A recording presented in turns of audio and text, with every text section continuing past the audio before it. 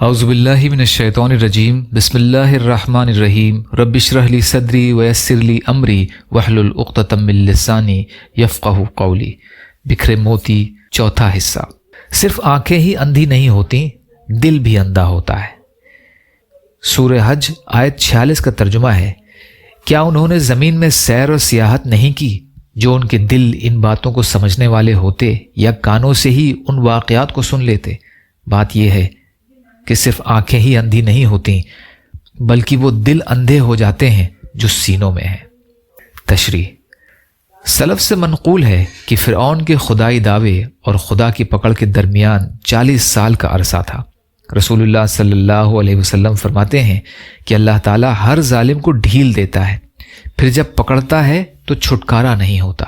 پھر آپ صلی اللہ علیہ وسلم نے یہ آیت پڑھی، وَكَذَلِكَ أَخْذُ رَبِّكَ اذا اخذ القرى وهي ظالمة ان اخذه علیم شدید۔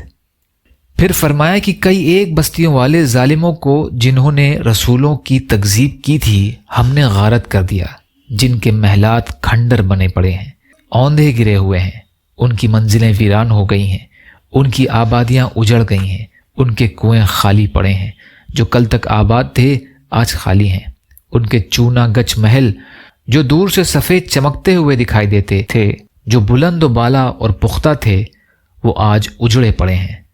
وہاں الو بول رہا ہے، ان کی مضبوطی انہیں نہ بچا سکی، ان کی خوبصورتی اور پائیداری بیکار ثابت ہوئی۔ رب کے عذاب نے انہیں تہس نہس کر دیا۔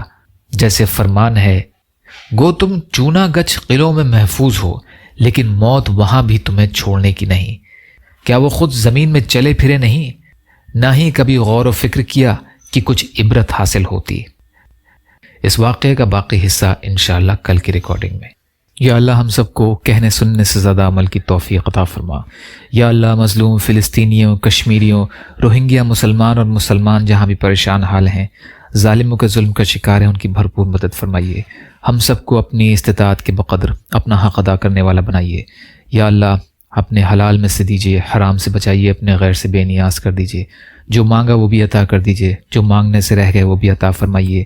اللہم لا تسلط علینا من لا یرحمنا ولا یخافک فینا، اللہم اجرنی فی مصیبتی واخلف لی خیرا منہا، ربنا تقبل منا انک انت السمیع العلیم برحمتک یا ارحم الراحمین، لا الہ الا اللہ محمد رسول اللہ۔ السلام علیکم۔